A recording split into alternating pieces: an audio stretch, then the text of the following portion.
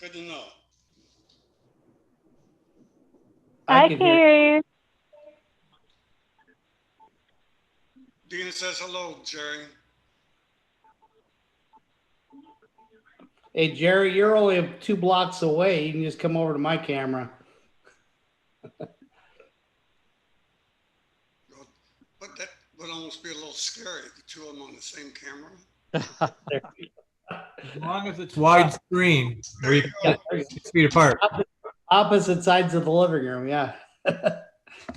Definitely. Just letting everybody know that we are live and good to go whenever you are. Thank you. Now we'll call the meeting to order. Everyone is here. So I don't need to do roll call. I'm just going to ahead and kick it off. Angela, could you give us your report, which was very well done? Hey, so did everybody get a copy of the report, Terry? I shipped it out. Yep, I've got it. I got it. Yep, I got it. Did you want me to give a rundown of the report or just answer questions? I'm here. Statistically, and your conclusions are probably the more important.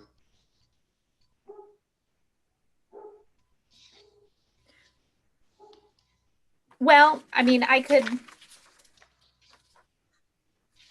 take you page by page or.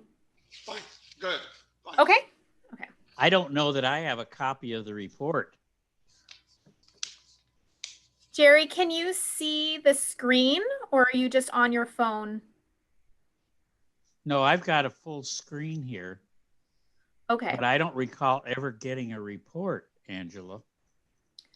Well, I'll walk you through it today, and when we're done, I'll send it to you in an email, unless you want me to try now. No, I'll just listen. Okay. Okay. I'll share my screen.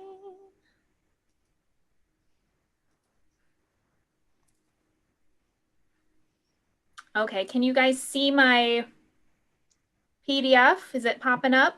Yep. Yes. Yes, it is. Okay. Is this too small of a text for you guys to see? A little bigger. Okay, let's. That's good. Okay. I just kind of want to. That's good. That's perfect. Okay. Oh, good. Okay. Because it looks huge on my screen, but I want to make sure everybody can see. So I pulled this together earlier this week. So it's kind of a last minute thing sent out, I think, after the agenda. So I hope you had a little bit of time to look through it and have some questions ready, but I'll just start from the beginning. So this first page looks very similar to the first report that I sent out in February. Nothing has changed with the card on the front or the back. Does anybody have any questions about what's on the card and why? I kind of describe why here, but. No, I think they're pretty well okay on that. Okay. Good. Because that's one of the things when I onboard people, I go through an example of the card or their actual card, and I walk them through why we have each thing on there. That is a part of our onboarding process. Okay, so the second page just has I've added the new card holders. So everybody who has applied since we talked last. And you'll see the numbers are pretty low for February through August. We haven't had any registration drives, of course, because of COVID. We had planned another one at Keystone, and I was talking with Living Center, but of course, all of those had to be canceled. So at this point, I'm still taking applications and still processing applications, just a little bit different. We can talk about that in a minute. I do have actually now 2 pending appointments next week. So I'll have 2 new card members coming up pretty soon. I'll be at the Living Center on Monday, so maybe I'll have to come up and say hi to Dina. So 22 incomplete applications. So that's pretty low. After a while, I just kind of reach out to people. If they haven't reached out to me back, I'll try to call them to see if they're still interested. But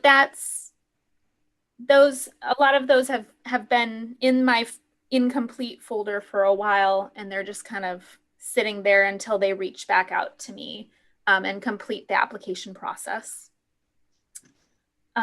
So you'll see that the current card holder category. So people, to qualify for this program, they only have to qualify under one category. You all know that. But most of them are people who do not own vehicles. And that is really easy to verify. They just don't have a vehicle in the treasurer's office registered underneath their name. I don't really have to necessarily verify that anyways. Low income, I ask for documentation of their income. So if they do own a vehicle and they fall within, I think it's 185% of the federal poverty level, which changes every February, they will apply under that, and that's our next highest. Permanent disability, people do have to submit a doctor's note, but what they can do is they can get this card first and then just get me the doctor's note within the first 3 months. And that's worked really nice. So then they use this card to get to their doctor's appointment and just whenever is convenient. So whenever they see their doctor next, I'm not going to make anybody do a special appointment to get this doctor's note for me. And the doctor's note does not, I ask that it does not give any medical information. So it's just a check mark. Yes, this person, I'm their doctor and I consider them to qualify for this card. That's it. I don't want to know what you have or what's going on. Just let me know. Temporary disability. So this has been, this is 5 people and they were really appreciative of this program.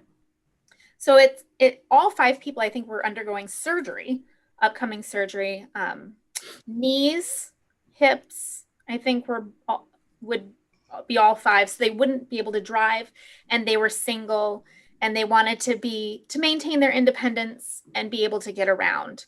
So those 5 people were immensely appreciative of this program. And when I do like general community engagement things, I mentioned that this is an option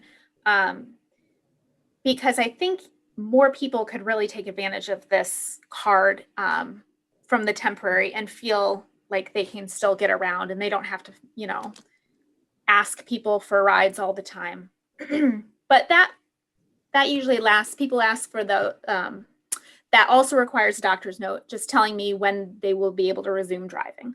So it varies about 3 to 5 months of coverage. So like I said, registration drives, I haven't had any since January was my last one. But I have done 30 individual appointments. So that includes people who have come to my office and then me going into their homes or me onboarding them over the phone. But we'll talk about that in a minute. So I break down the age of the North Liberty Transportation Assistance Program card holder, and the average age is 63. So it is an older crowd. You'll see how it's broken down, but it does run the gamut. I mean, there are people in all stages of their life using this card and really appreciating that it exists to help them out. So COVID-19 hit, and unlike a lot of things, this yellow cab kept going. So we kept going. I kept taking applications. I just modified my application process so people weren't having to come into my office. Instead, I would encourage, every time somebody reached out via phone, I'd ask them if they were comfortable using the computer. And if not, then I set up an appointment, a home visit. So I would go to their home, masked, we would sit outside, I would help them fill out the application, I would onboard them, look at their documentation, and then mail them a card and tell them as soon as they receive the card, they can start using the card. Anybody who is comfortable with online application, I would encourage to fill that out online. That means one less interaction for me. And then I would issue them a card. And as soon as they received the card in the mail, I would tell them that they wouldn't be able to use it until they called me on the phone. As soon as they called me on the phone, they had all of the information in front of them. and we would go through it step by step, like the same way I onboard people in person. So at a home visit or during regular times, they would normally come into my office and we would talk this over. Yellow Cab kept going, but they have, I haven't heard a whole lot of complaints about their adhering to the masking and the cleaning from our riders. So I guess I'm hoping that that's going well. I did get a statement from them. I asked for a statement in mid-June on how that's going and the things that they're doing to keep people protected. And that was one of the things that I included in my cardholder letter that I sent in early July. Just reassuring people that they're taking steps and that it's safe. Well, if you feel comfortable taking a cab, it's as safe as it could be. Then, does anybody have any questions about that before we go on? No, because that's a lot. Yeah. So when they're filling out the temporary permits or the permanent disability permits, do you give them a piece of paper to fill out or just asking them to get something? I do have a sample letter. So I say, if they don't already have something existing, like somebody sent this week just a sample letter from their doctor that I think they were able to get online, which was great. But if they don't have something like that, I do mail them a sample letter that I've written up that just requires a check mark and a signature. So it just depends on what the user needs and what they ask for. Some are tech savvy enough, they just get it and send it via email. So, some places are charging people to fill those forms out now. So okay. Well, I just asked that they add that onto something that they're already having an appointment. See if they'll just check mark and sign off, and not to make anything special. Yeah, that's easy to do. Here, sign this. That's fine. But if I have to do something, a lot of them are just saying, "Oh, you make another appointment for that and stuff." So, ooh. Yeah, and stuff. So, and then when you're going to visit people, you have a mask, right? Mm-hmm. Oh yeah. Face shield? No, I don't have a face shield. We should get you a face shield because that's actually the better protection for you when you're visiting people. I should get one. That's what we're using at the hospital. So, see if we can't track you down one. Should be some at City Hall, Angela. Okay. Yeah, I haven't. Just I don't let have one. Brian know. He'll take care of it. Okay. Does anybody else have any questions? And when I go to do home visit, we try to sit outside as best as possible if there's a spot. Living Center has that really nice, great room, so we'll be sitting in there on Monday, but I don't really go into people's homes or apartments. I have them come out and meet me. Good. Just also for my safety. Go ahead. Okay. So, Coralville bus route. So the Coralville bus route contacted us, after the pandemic began and said, oh, we're going to cut back on routes or suspend some of our routes. And they asked what we wanted to do with the North Liberty route. And we said, go ahead and, let's close it down for a little bit until we have a plan in place. But that actually happened pretty quickly too. So I think we gave the riders maybe 3 days notice that the bus was no longer going to run, and that goes in the morning and the evening. Well, you guys are familiar with that. So we said, go ahead and reach out to the people who are riding the bus, or if somebody calls the city of Coralville asking about the bus route, refer them to me and we will figure something out. We'll make something work with North Liberty Transportation Assistance Program, which we already had set up. So I communicated with Yellow Cab every time somebody contacted me about work, which turned out to be 2 people. I had, I think, 4 people end up getting cards because they weren't using this, or they didn't have access to this bus, but the other 2 were retired and just used it to get around. Yeah, I was wondering how many people I ride the bus, And I was wondering how many people did use it, because most of the regular riders do have cars, could do it. They just take the bus because it's easier. But I didn't know how many people would either qualify for this because they didn't have a car or could afford to, so 2 people. That's Yeah, Yeah. 2 people for work, but yeah. another 2 people that were retired. And so the work needed a special approval, because when you call dispatch to book a ride, they're going to say, well, that's not on the approved list because it's not a grocery store or a medical appointment Yeah. or, so I didn't want everyone in this card program, Yeah. found rides to work already to use this for work as well. So it was just those 2 people as an alternative to the bus. Yeah, I think a lot of people that ride it were university, and a lot of us were working from home. I know I was already when they pulled it. So Okay. Well, I hope that people were able to reach out and they knew about the program, but I didn't know. I was off work from March 27th on, and it was probably announced right after that, because they suspended service on the 30th. So I probably missed that memo on the bus. So yeah. But I'm glad that it was offered. All right. I'm surprised at the number of people that I've run into that are working from home, that might be situations where they would have been riders of the bus. So I guess I'm not surprised that we've been able to move at least a few over and not have to worry about too many more. So the bus resumed service 17th. last Monday or this On the 17th. Yes. Yeah. Yeah. And so we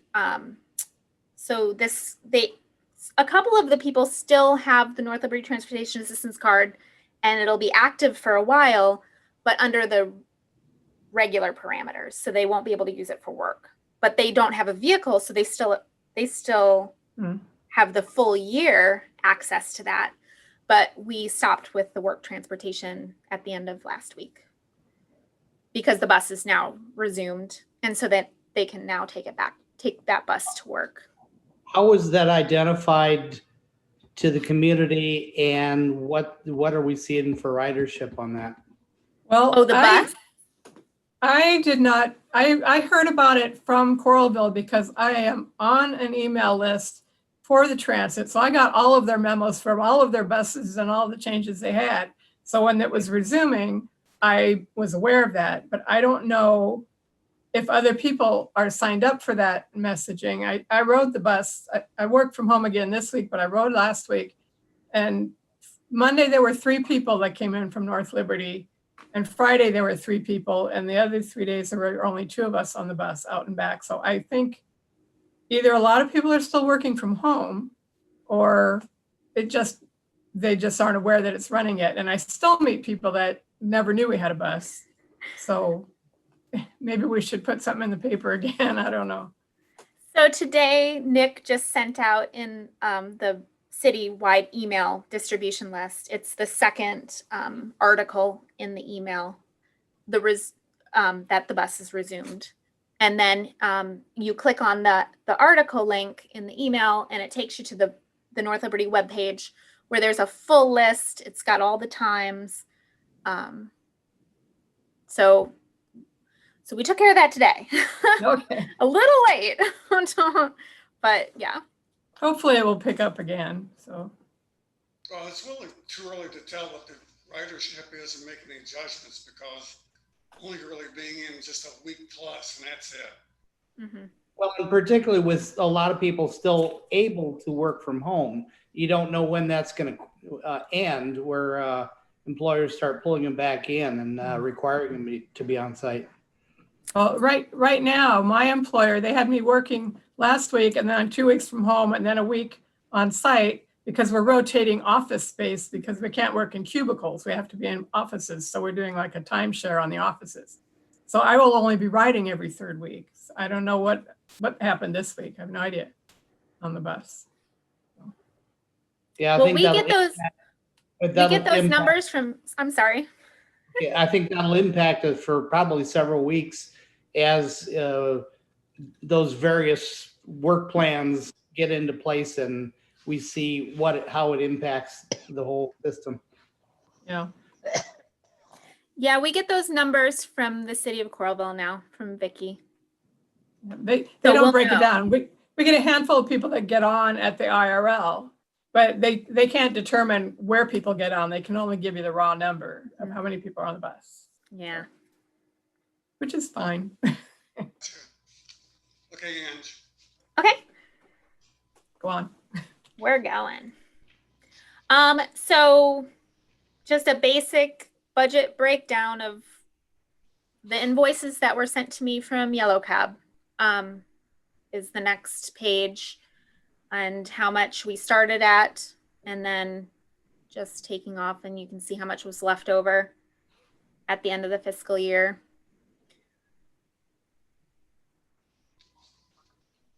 So I would say, considering a COVID-19's impact, that it looks reasonable that it's not a heavy drain on that budget and gives us room for growth once COVID gets out of here. yeah, I agree that this fall will probably continue to be pretty low, and then, you know, as soon as people can get out and about again and do the in-person appointments and all that stuff, it'll probably go back up. But yeah, the next few pages are just graphic, so you can see and visualize. I'm a visual learner, so just to see the number of trips going down.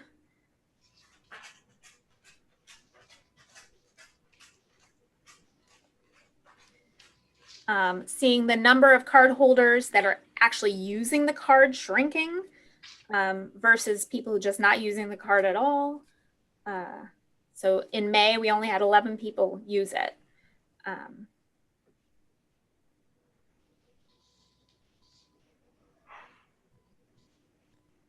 Yeah, I think what I see out of the numbers is that in general, the program seems to have a good following, and that you can see the impact from COVID-19. So you may not be able to interpret much more than that for a while. Sure.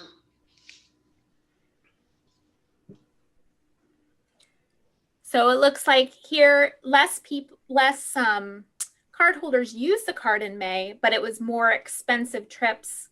The program cost a little more. So looking at some of the trips and where they went, it was kind of the more lengthy hospital visits or doctor's visits, and less so in May grocery stores or the things that are closer in to North Liberty. They were using the card primarily for their long distance trips, and so staying in for the other ones. On the graphic for Destination City, it's interesting that we're heavy on North Liberty early, and it shrinks. It sounds like they were getting more accustomed to getting out of the house, so to speak. Yeah, so you can definitely see if it's nearby home, they're not taking the cabs as often. I also think, you know, things like pharmaceuticals online, so that instead of a lot of the trips were like Walgreens, and instead of going to Walgreens by cab, they're just getting their stuff delivered.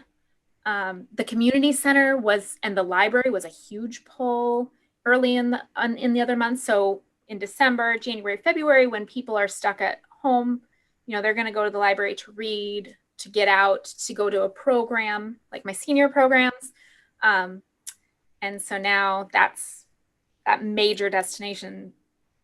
I mean, you can make an appointment to go and be in the library for a little bit, but I don't think any of our riders have gone to the community center in the last couple months. So, and then pantry. Isn't the community center closed?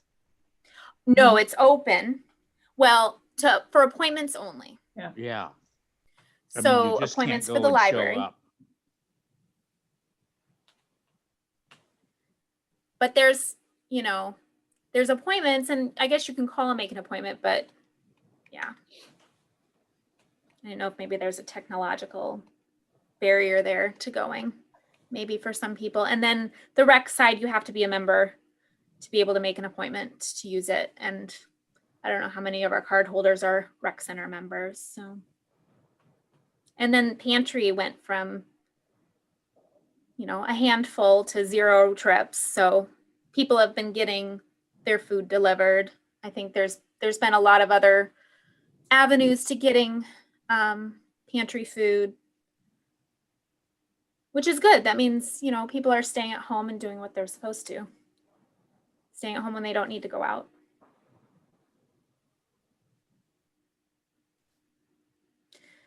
But yeah, grocery stores are the big draw. So I break this down. Medical appointments. But the other places are essential for some people. So a gentleman trying to get back on his feet after losing his license, he needs to go downtown to the government offices and check in. He needs to make those appointments. So it's important to be able to get to those. And he's been, gentlemen and women, have been going downtown to take care of business and quality of life and sustaining life purposes. So that's important to some.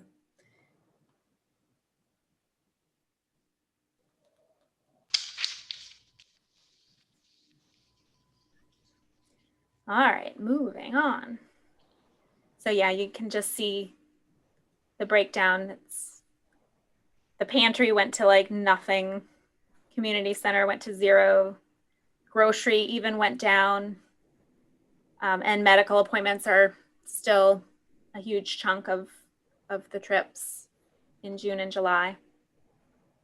You see, April was tiny. People started just doing the telemedicine or canceled appointments when everything was, really restrictive to who gets an appointment. Just interesting data, for sure. So we like the trip chains. This means somebody goes to an appointment, then the pharmacy, then home, as opposed to from home to the doctor's appointment to home, then from home to pharmacy to home, then home to the grocery store to home. So it's eliminating, one-way trip. So when I onboard people, I typically talk about, trip chaining. Like if you can do it all in one circle, do it. And does that count as just one trip then if they have 3 different stops? No. Each stop is one trip.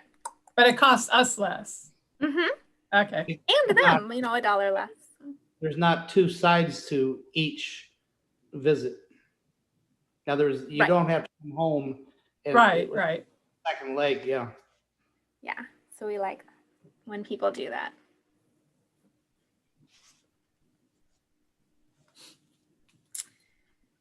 So North Liberty Transportation Assistance Program cardholders live everywhere in North Liberty. So you'll see a big group from the Living Center in the lower right-hand corner of the map. The lower left-hand or the very bottom middle is Keystone. And then in the upper right-hand is Jefferson Point. And then the rest of everybody are kind of scattered. So those long lines of people, where is ground zero for that? Is that first person in line? Is that the location? Yeah. Okay. Well, I just, they're kind of stuck in the right spot. They're pretty close to that. I think for Jefferson is like the 3rd person in. Okay. So, and then Keystone is somewhere or I know where that is. So Living Center is 4th person in or something. Is Keystone that one in the lower, all the way south? Yeah, south of Forever Green. Yeah. Where the campground was. Yeah. Where they keep changing the sidewalk. Yeah. Don't take that up with Brian too much or he'll scalp you on that one. It's been interesting watching, particularly Coralville on 965. They keep putting down bike path and tearing it up and putting more bike path down. I'm real curious what's that is, but that's not our problem. It is if you ride a bike, but Well, it is, yeah. Yeah. The contractors didn't put it in right, and when they went back and did the inspection, they told them that and they had to take it out. Oh, I didn't Okay. know that. I think at least one section down by the prison they've done maybe 3 times now, or two rebuilds. But someone been tunneling under them or something? Oh, no, bench. All right, so we will Okay. move on. If you don't have any other questions about the map, like I said, visual communications, then you can see it. I like that. So how are we communicating with card holders? So every once in a while, I'll send an email to those people who have emails. So big changes, like when we started doing the code of conduct, or when we changed the phone number, because that was like a couple months in, we got that special phone number. So not everybody had the new phone number on the back of their card. So I made a big announcement. I tried contacting people via email or via letter, depending on how they preferred to be contacted. I did, when COVID hit, I did send an email out to those people who had email addresses, just explaining what was, going on, connecting them to resources. I can forward you that email if you're curious, but it's outdated information now. Just so people knew how to get pantry food. So they didn't feel, so they felt communicated to. And then in early July, I sent a physical letter to everybody, because everybody's got an address. And then a survey along with that. Just kind of, it was pretty simple. Dina, you got that? You were able to follow it? Just Yep, we're all good. Actually, I just found it. I just sent it back in. So I was, you're not included. So, because as you know, I use the transit system a lot. Actually, I've used them a lot since this COVID hit, because I have to get a shot every couple of weeks. And so the biggest hang up I have is that you have to wait an hour to come home, for a ride to come, to go anywhere. That's the only thing I really don't like. But other than that, I really like the service. Well, okay, so the letter that I sent out, included the survey with an envelope with the stamp on it, so nobody had to find a stamp in their purse. I know I'd have to dig through mine. Just kind of so I had gotten that statement from Yellow Cab about what they were doing with the protocol, so I included that so people felt safe. I had a little blurb about the card renewal process, so cards will start expiring in November. People are curious how I'm going to reach out so that they can get that extended. So I'm going to have everybody renew every year.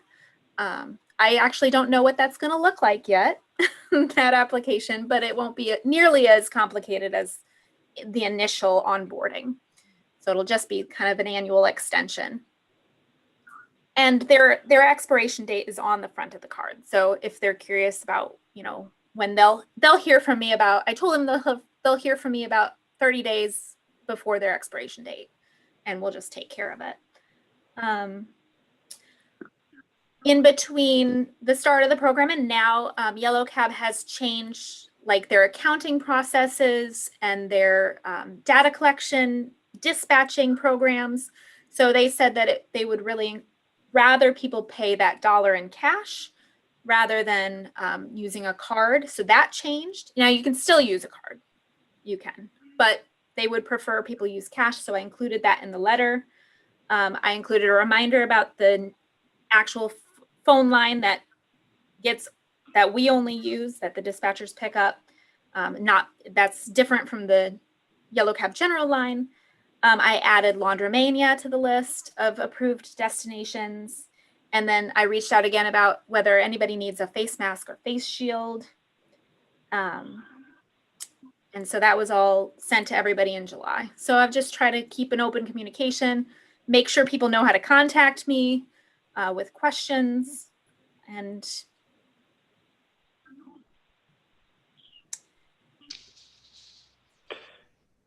Has Yellow Cab shared any information regarding compliance with wearing masks and things like that? When the Johnson County Board of Supervisors did their resolution, I reached out to Rod at Yellow Cab about, whether, sending him that the proclamation, or I don't remember what it was, resolution requiring masks. But he didn't really email back. So I would hope that they're compliant with something. I haven't heard anything from any of my riders saying, this guy wasn't wearing a mask. I wasn't comfortable. So. Well, I take the cab and everybody does wear a mask. Good. Good. So Because that's what I want. Okay, good. See, we're good. That's good. So how are we spreading the word about North Liberty Transportation Assistance Program? Well, I haven't done a whole lot in the last few months to push this program.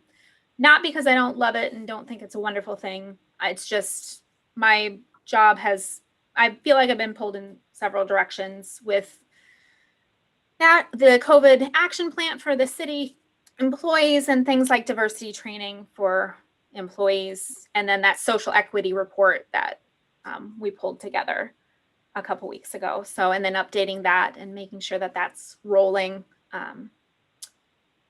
I was supposed to do a news interview in March that got canceled because of COVID. And then, but the transit systems in the area in Johnson County, they're all familiar with me. So if they had someone who, lived in North Liberty and might benefit from this, they know the transit coordinator in the county knows to contact me. People from the University of Iowa, if they have a client who's having trouble getting transportation to their appointments, they know to contact me. So word of mouth also spreads. So Living Center is a good example of people telling people about me, and then they reach out to me and say, "Oh, I heard about you from so-and-so." So for right now, I'm not planning on holding any registration drives until next year at the earliest. So word of mouth, city news, email, that's probably the only way we're going to get people to learn about this program. You guys telling people? I try to tell people here where I live. So, let them know about it and stuff. Of course, I don't know everybody here, but I'm getting to know a few people that I've tried to tell, we do have this program available.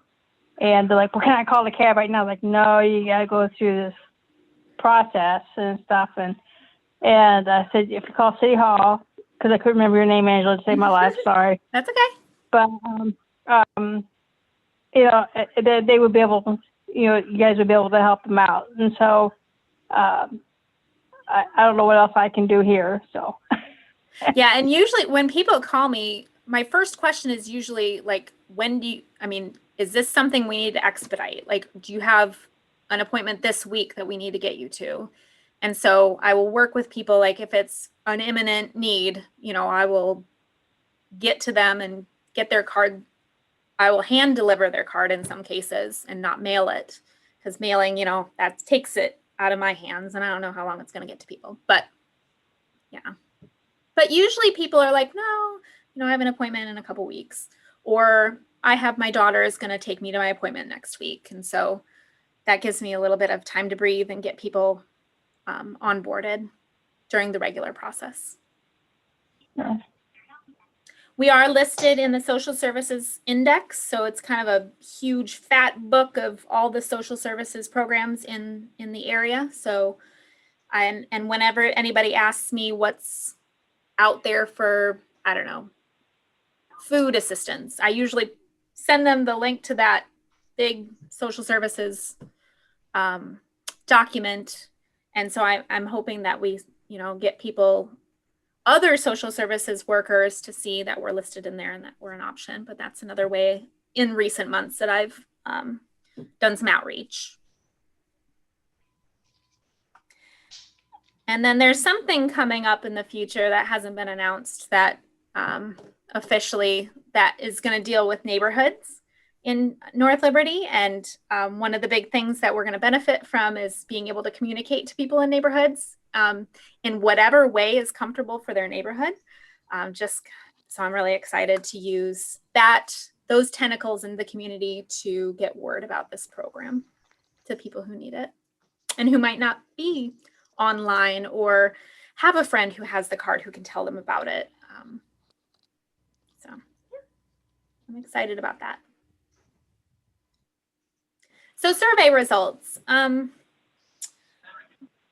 So when I get the monthly reports from Yellow Cab, I'm always surprised at how, few people are actually using this. And so a lot of the purpose of this survey was to find out why aren't you using this? And what kind of transportation needs do our cardholders have?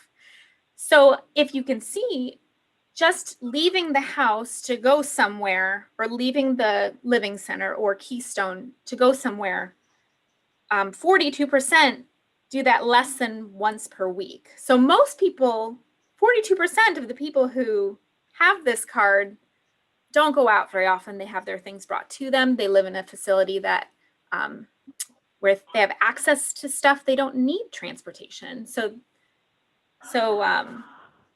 But then Except we when have they do.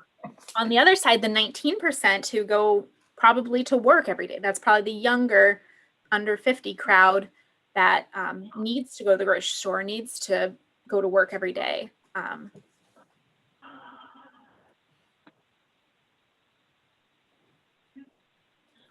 then how do people, get to where they need to go?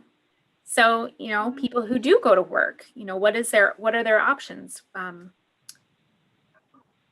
A lot of people do have their own vehicle. So you can qualify you can have a vehicle and just qualify based on your income. So people do have their own vehicle, but save money, on parking, save money on upkeep of vehicle. Maybe they don't trust their vehicle to go downtown to the doctor's appointment. Like my son's vehicle sits in the driveway because he only drives it about 3 blocks. It doesn't run very well. So, but 20% say they do use the North Liberty Transportation Assistance Card regularly. Walking.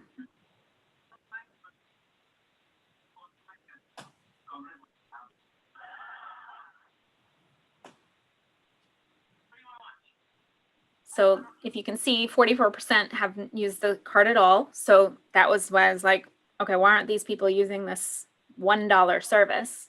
And then some people, I asked them to give reasons if they hadn't used the card before. So some people, it's just their backup. Mm-hmm. And then some people have maybe got the card in February. And so all their doctor's appointments then were canceled. And so they haven't been able to use it and have moved over to telemedicine or pharmacy delivery or pharmaceutical delivery. I don't have a problem with these kind of numbers because having the card, they can use it when they need it. But because the city only pays for their rides if they take them, then it saves us money if they aren't using it. But for them to have it gives them that extra security that they can get where they need to go. Well, and it also looks to me like we're not seeing any abuse there. So yeah. And there's no limit to the number of people that can have one of these cards other than the limits on the applications, so I think it's fine if they use them less than once a week, if that's all they need it for, as long as they have it. Yeah. That's why we did it. And people are using it really responsibly too. Yeah. I always, and I say, if you have access to something else, like the Keystone bus, I'm like, you need to use that first because that's your first line of transportation. It's there for you. It comes with your facility. You know, use that first. But if you have a place you need to go that doesn't, you know, it's not on the same times as Keystone Bus, and you need to get to this appointment or the pharmacy, you know, this card is here for you, waiting when you need to use it. I feel like my July letter probably was like a reminder that, oh, this thing is in my wallet. I can use this. So maybe we'll see a little bit of an uptick as I reach out to people and communicate to them about the program. Remind them that they do have access to this.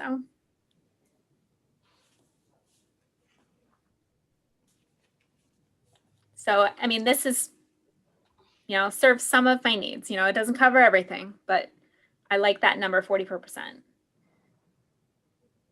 And only 11% said it doesn't serve any of their needs. So, and I like this number too. People are happy with the job I've been doing. I'm really the only one here at the city who manages this program. I haven't trained anybody else to do this.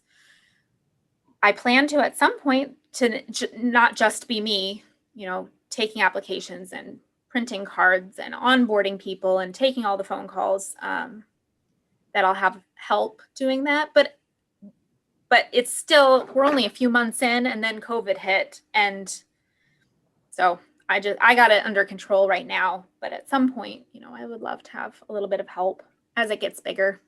Were the people that said they were unhappy, did they have an option to say why? You know, if it was. It was one person, and she said that I was hard to get a hold of, which is a surprise. But so that's not really. I know who that is. That's the, yeah. And in one of my emails, I remember telling people, you know, if it's just a comment about something, I might not give you a call back. So if you're just calling to say, my driver drove really fast today, you know, I tell people I will communicate that to Yellow Cab, but I might not call you back because, I mean, I don't know. I would maybe ask you to just call Yellow Cab and talk about that. But I do take comments.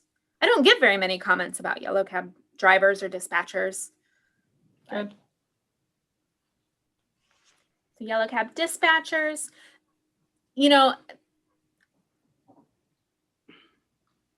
Yellow Cab has gotten a few new dispatchers lately. So usually the calls that I get, or like the complaints or not being very happy with the dispatchers, is that the dispatchers just don't know about certain things. So, but what happens is, if somebody communicates to me and says, for example, one of the dispatchers told them that this doesn't run on Saturdays. So they called to try to maybe take a trip to go to the grocery store, for example. And the dispatcher said, oh, well, North Liberty Transportation Assistance Program doesn't run on Saturdays. And so people know that they can contact me on my cell phone. So I usually get a text. And then I contact Yellow Cab and just let them know that actually. So we have an open line of communication with the dispatchers and then the management at Yellow Cab to kind of correct those things as they happen. Because, you know, it is a complicated, I tried to make the program pretty simple for dispatchers to understand and absorb and manage, because they do a lot of, I mean, they are the frontline workers of this program. So they have to know what's correct to go to and what's not. And, you know, when you're new, you might not know everything. So it's been really good, just keeping the communication going back and forth. And I actually have had no issues with making corrections on the fly. So have you had a lot of requests for Saturday service? That I would have to pull up all the data. I can pull that out. It doesn't cost us anymore to add a day like it would for the bus. So I'm just wondering, if we had a lot of people calling for that, maybe we would. But we do. It does run on Saturday from 7 a.m. to 7 p.m. Just the dispatcher didn't think it did. So when they called to make an appointment, they were told that it doesn't run. Oh, but it does. But it actually does. And yeah, we do run on Saturdays, because sometimes, I mean, if you're busy during the week, that's when you do your grocery shopping, right? Or pick up your prescriptions from Costco. I mean, it's just. I couldn't Makes- remember that we had excluded Saturday, but I couldn't remember that we hadn't. So yeah, okay. You No, clarified. Sunday is the day that we don't Yeah. run. Just Sunday. And it's limited hours on Saturday, so it's 7 a.m. to 7 p.m.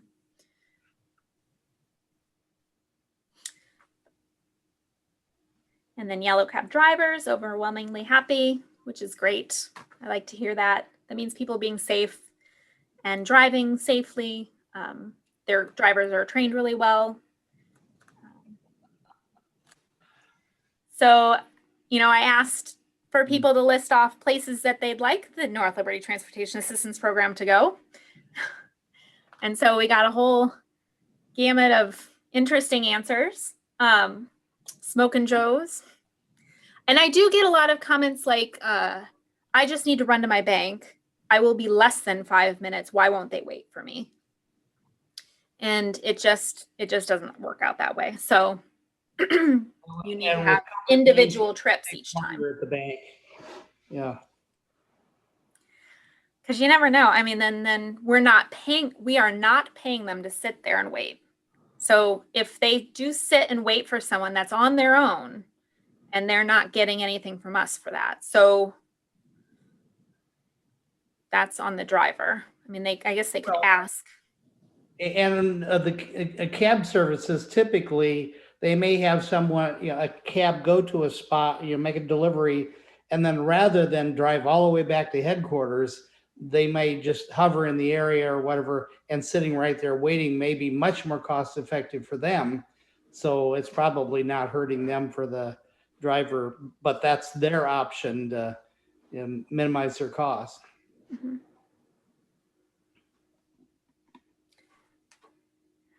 So I had somebody, and I've talked to this gentleman a couple of times. He was a former chef and is retired now and doesn't drive. And he really is curious why we haven't decided to do another farmer's market or take on a farmer's market. So he's a big fan of those. But he mentioned wanting to go to Trader Joe's. So he's a chef. So he wants access to cooler things that he can get at Hy-Vee and Aldi's, and Fairway.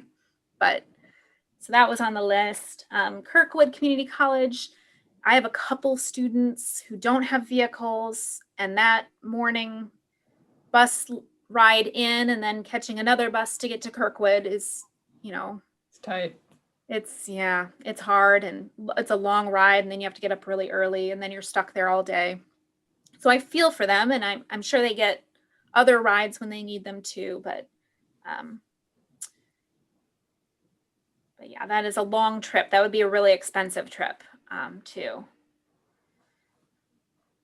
Walmart and the mall. So I do tell people when I onboard them, I say, if your pharmacy is Walmart, for sure, you don't need to change pharmacies. Walmart, just because Walmart's not a grocery approved place doesn't mean you can't go to Walmart to get your pharmacies. And while you're at Walmart, if you want to shop, that's fine. I would rather you get your pharmacy pickup and grocery shopping done in one trip than anything else, but it isn't approved. So on our grocery destination list, so you do have to have that as your pharmacy. So if you're going to Walmart, 4 times a week, I don't know. Nobody's really abused that, but you're on a lot of medication. Yeah. But I haven't seen a lot of abuse like that, where people are going to the same spot multiple times. I mean, they really do only use this when they need to go somewhere. So Brown Deer Place was one. I have a couple who don't drive now and who have a daughter that lives there. So they mentioned that. And that's an independent living facility in Coralville. So somebody also said work and Walmart. So I've had a couple people really don't have very many options to get to work. There's no van pool where they work. So, and I just, at this point, this card doesn't cover that. I mean, for those couple people that needed to use the bus to get to work, it did for that temporary time, but it would be really expensive if we drove people into Iowa City in a cab and home every single day. There are other ideas that we can float out about that. I feel like that's a whole separate group that we need to work on. Airport was on the list. And schools. Schools is another thing. So I've had social workers know about us. So if a family has transportation issues, they know to contact me and to connect that family. But the destination doesn't include schools. So things like picking up a sick child in the middle of a day, going to a PTA conference. I've had multiple people contact me and ask me if we could add that. So I would love to have that discussion at some point with you guys. And so that gets to my hopes and dreams and wishes page, which is the last page, and where I would love to see added destinations. So Walmart would be one. I'm not a fan of Walmart's business practices, but that's a personal thing. But it is a place where people can pick up everything they need for the week. So it minimizes other trips. The senior center downtown. So if you saw the age distribution on our card holders, it is a lot of older folks who just choose not to drive and don't have a spouse that drives anymore. And getting some sort of life enrichment. The senior center is just great. I'm on the senior center commission. I work with Latasha all the time and the girls there to do things here in North Liberty to bring some of their programming, but I'm a one woman show up here. So there's a lot of things I can't do or have access to. It would just be really cool if people from the Living Center could caravan down to the senior center for some of their really neat in-person programming, because they do some cool stuff down there.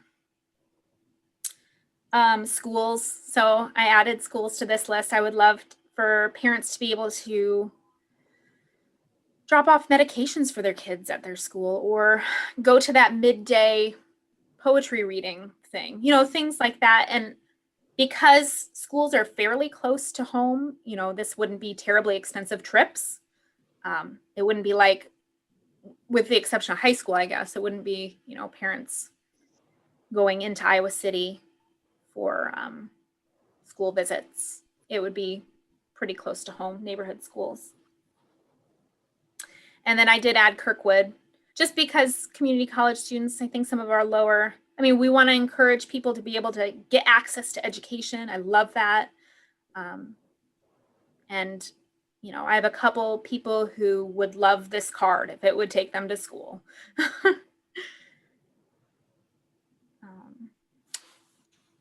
So working with Yellow Cab on the work trips, so the specially approved work trips, has really kind of broadened my thinking in that maybe we could.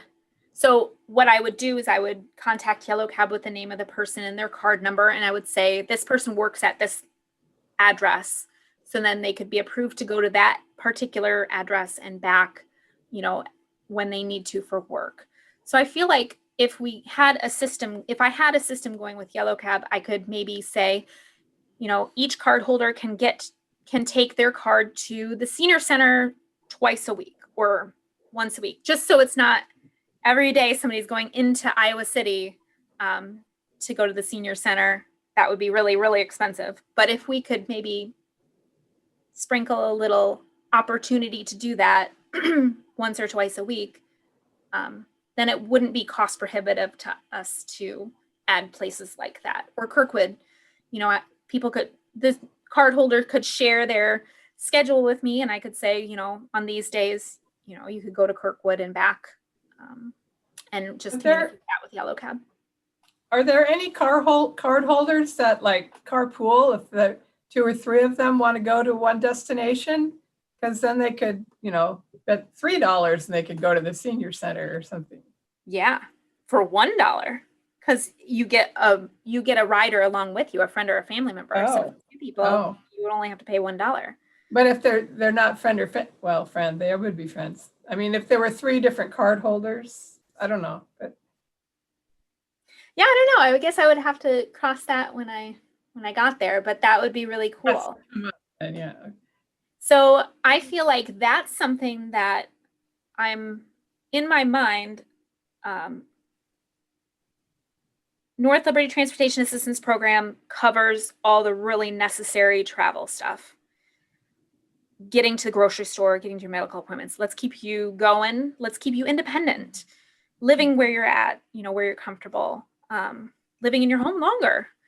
That's what this is. Work and school, I feel like there could be van pool, carpool opportunities there, where we could negotiate something cost sharing program with the employer. So Kirkwood could maybe share the cost of the expense of sending their students, to campus, or I don't know, or a major employer that doesn't have a van pool program. We could talk about doing that. So Cedar Rapids, and I was Horizons reached out to me a couple times and we've met. They have a new program that's kind of on demand. It's a bus. It's, you have an app and they'll show up, but they have like particular pickup spots, kind of like a bus. It's like a mix between a bus and on demand. So you use your app to schedule a pickup, and they have specific spots that they pick groups of people up. So based upon how many people use the app and want to get picked up in a neighborhood, they'll say, okay, all 5 of you meet me here at 8:00 and we'll drive you, to your destinations. But that's coming online in December of this year. So I just kind of want to see how that goes up in Cedar Rapids, but that would be a really cool idea here to cover the work thing that we are lacking. I mean, we have the bus in the morning and the evening, but more on demand, or people who work second shift, or capturing those people. And with that, that's the end of my report. Angela, Yes, dear. I have a quick question for you. You mentioned Walmart, and as a longtime member of this committee, it was my understanding that one of the things that North Liberty Transportation System would do would be to make that loop around to Walmart, Aldi's. There's several restaurants along that loop. I think Stuff is there. Why is that an exclusion at this point? Let me interject here too, that we may need to go back and check our notes from the last or the previous meeting, because my mind thought that Walmart had been added at some point. So maybe we've already approved that, and we just need to check in with what we've done, we've said in our notes. The other I would thing, need some direction on that from people for sure. my other comment is that as a member of Horizons Johnson County Advisory Committee, and we didn't have a meeting today, or I would have asked the question. It was my understanding that that program, when it starts, will have some definite drop-off and pickup points.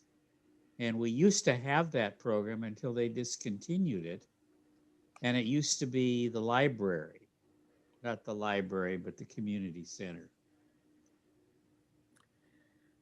Yes, that was the Horizons medical transport, right? To take people from the library at certain times up to Cedar Rapids. And that was discontinued before this program started. Right. I think. Yeah. So Via through Horizons is a totally different, they haven't started advertising it or anything. They're working on contracting with the city of Cedar Rapids right now. So that's something brand new. You might know more about it than I do, but Kelsey from Horizons, and I have been in contact about that. I'm just And curious are we how it'll work. doing anything about the 380 bus to get tied in with that program? I know Terry has had contact with some people, but that didn't bear much fruit, did it, Terry?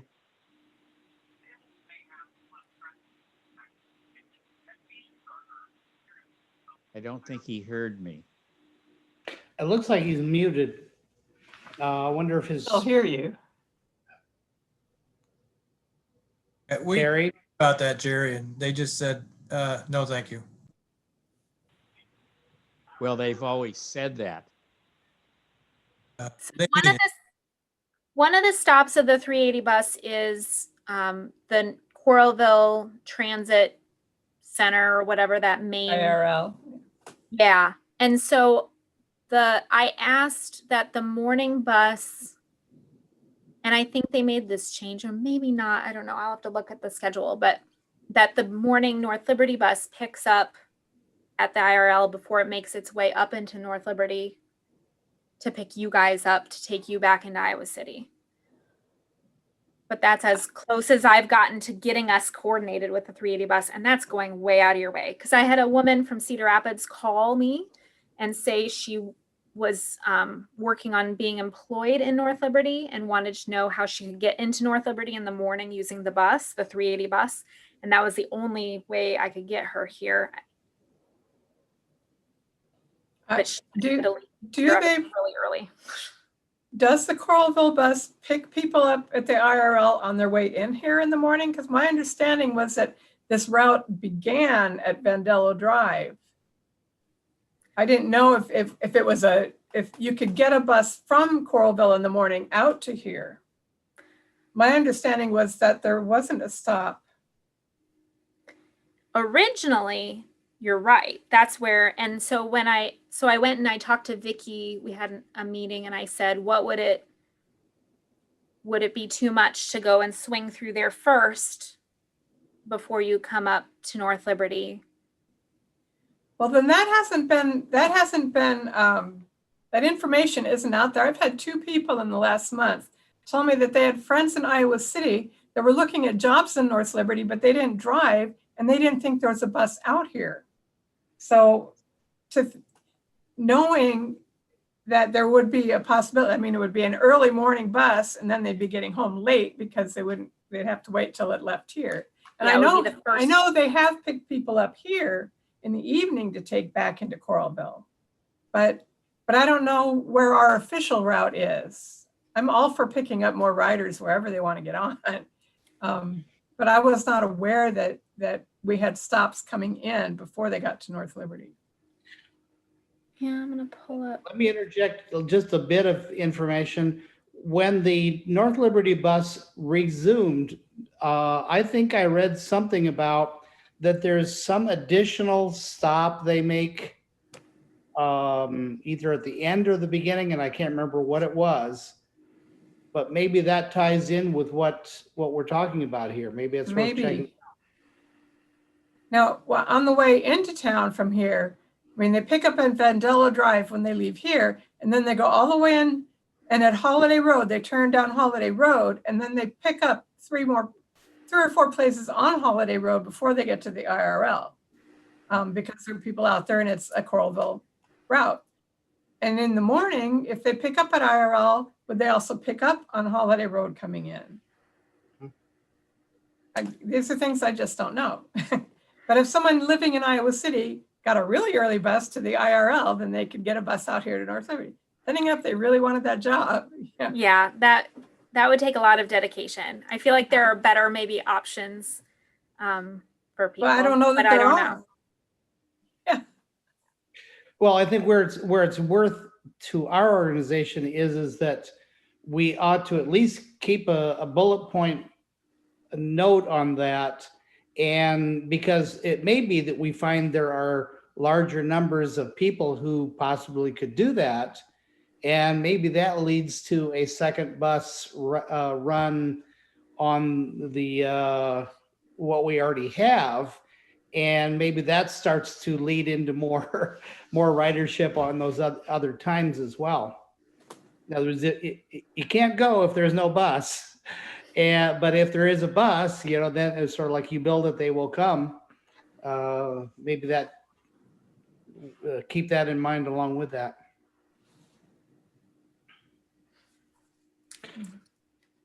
Jumping back briefly, I did go back to the February 27th minutes, and it looks like we had discussed about, the one paragraph says, the group thought that adding laundromats and also Walmart may be valuable.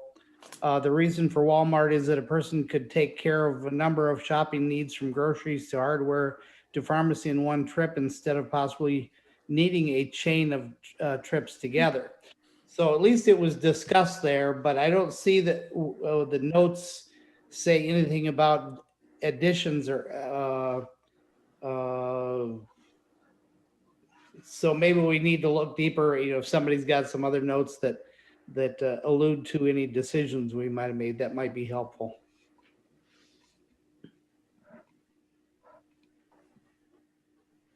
Yeah, I'm just the ideas person. I'm not the one who makes decisions. That's what we all are. I take my commands. Well, we can put this on the agenda for next month, can't we? I move we do that. So I think that one of the things we should really think about, A, is the senior center when it gets open.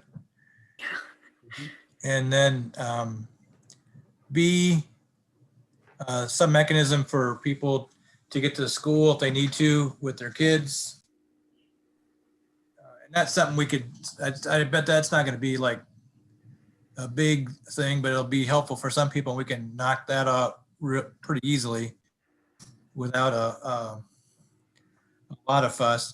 I think the work, getting people to work is going to be more of a challenge, and I'm very interested in the kind of it ends up being tiny buses or vans that are much more responsive to people working, instead of just a fixed big bus going in a circle, because it's a little more flexible, and there's actually a lot of big cities are going to that now. So it's kind of like a combination of a bus and an Uber. Yeah, and that's exactly what the Cedar Rapids VIA is program. And it's really accessible. So you can have an app and just ask for it. Or you could just call, if you don't have a smartphone, you just call on your regular phone and you book a ride, and they have dispatchers. I just want to see how that one works and how successful it is before maybe we talk to them about how we can duplicate that here. But I feel like that's a really interesting solution, the on-demand and the small bus. Like adding another bus route. So I haven't been doing this for very long here. So I don't know a lot of the history. I know other people handled the bus stuff here. So I'm pretty new to your route and the ridership and all that stuff, and I'm a huge fan of transit. I studied transportation planning in grad school at the U. So that was my thing, but making it efficient and the pickup and drop offs in the right spot and at the right times, it's hard. And I haven't done any promotions of the bus route. So literally, like the email that Nick sent today with the link, that was the first time I'm ever promoted it here. So I could work on the promotions and maybe getting a little bit of ridership in the morning and the evening, but I haven't touched really any of that yet. So we can see what happens over the next few months, watch what they're doing up in Cedar Rapids. And I joined this committee because I'm a bus rider. I've been on it since the first day it went anywhere. And I was hoping that over the years we might be able to add more. And I know it's an expense. It's not a cheap thing. But I am still, after, it's been like 15 years since it started. I don't remember. But 06. 06? Yeah, that's about 15 years. 14 years, yeah. 14 years. But I still get people who, one, don't know there's a bus at all because it's got such a limited route. They don't see one, they don't know it exists. And then I have people that know I ride the bus that want to know why we don't have more buses and why there aren't more routes. And I say, because no one tells the city that they want them. I said, call your councilman, call your mayor, but I don't know if they ever follow through. So they just complain to me like I can fix it. Yeah. But I did bring up a few years ago, and what? That's called the American plan. Yeah, someone else can take care of it. But Yeah, that's right. I did mention it in a meeting a few years back. I'd looked up in the archives that Coralville started their transit system when they had a population of about 11,000. And if you look at where we are now and how expansive we are, and to think that we don't have even an intra-city bus, I mean, this transit program that we're talking about today is great, but it's a very limited population of the city. People that would rather not drive their cars everywhere, for financial reasons or environmental reasons or whatever reasons, they don't have any alternatives short of becoming disabled or elderly or poor. And so, that's something I've been hoping to do, but until we get enough people saying, yeah, we need to do that, it's not going to go anywhere. It hasn't gone anywhere. I'm afraid to leave the committee because I'm afraid the bus will go away. So You're a bus advocate. I am a bus advocate. I've lived in other countries and other cities where I didn't have to own a car, and you can go anywhere, and every town is connected. And that's not the American way either, but maybe someday we'll get there. Circuitous bus service is really huge. You have to have the density and you have to know where to pick up and drop off, where the need is, where people are going to congregate and wait. So in my schooling, people have to save at least 15 minutes off their commute to shift from driving their own car to using transit, like circuitous transit, where they have to wait for a bus. It really has to be, it's more of a time-saving thing and a convenience, and then being predictable. So you can't, if you're relying on the bus, it's better if the bus stops at the same stop every 30 minutes. So you know that if you miss it, you can come back in 30 minutes, it'll be there, instead of at certain times in the day. It's that's what a bus is supposed to do. Yeah, I feel like studying city planning, I feel like we don't have the density necessary in enough spots to really be effective yet. Our lots are getting there. Big and spread out. Well, and going back to Brenda's comment about Coralville's startup, that Coralville, at least at that time, was a long, narrow tunnel, I guess you'd call that, which is very similar to what ours is. The only thing is that the ridership that North Liberty sponsors essentially has a whole bunch of people at one end of it and with the jobs at the other end. Luckily, Coralville keeps it running partly by the fact that they pick up Coralville residents as well in the middle. But I think there's still some similarities there that they got started some way similar to this, and it just will take time. And COVID probably was not a real help for that at this point. No. My motto is always that North Liberty requires creative solutions. So our demographic is different than everyone else. The way we're structured, the way we're built, the fact that a lot of people just sleep here and work somewhere else, just is different than living in downtown Iowa City or living, in the high density area along 5th Street in Coralville. It's just, we're structured way different. So we're going to need a creative solution. And I really think that VIA program and having something semi on demand would be really cool to do here. Love the I bus. think, I think that would work really well for in town. Because our suburbs were getting spread out all around we just keep getting wider and longer. Well, we're going to hit Coralville if we haven't already. But our bus just runs this way and the city is growing the other direction. So you have to drive to catch the bus, most of the people that want to take it. Yeah. So just as a, get a consensus and maybe, so we are in favor of suggesting to the city council that we expand to the senior center, at least with some restriction that you can't go every day. And then trying to find some mechanism that with people who would qualify, the schools would be considered as a valid place to go. I think that's fair. Me too. I mean, that gets us Okay. started, and that's something we can do mediumly easily, I believe.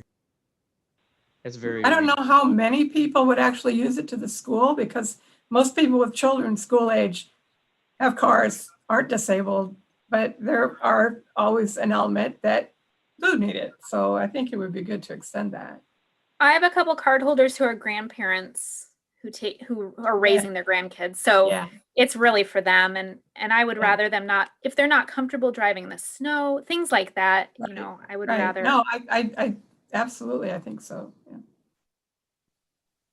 So Well, we may not get a huge number to start with, but probably enough to tell us whether it's a worthwhile effort.